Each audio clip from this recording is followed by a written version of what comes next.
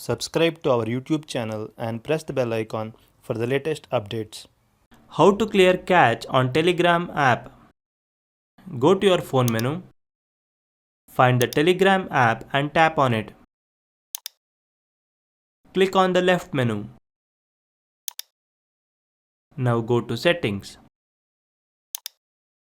Under Settings section, tap on Data and Storage. Under Disk and Network Usage section, tap on Storage Usage. Under Device Storage section, tap on Clear Telegram Cache. Tap on Clear Cache. That's it. Telegram cache is now cleared.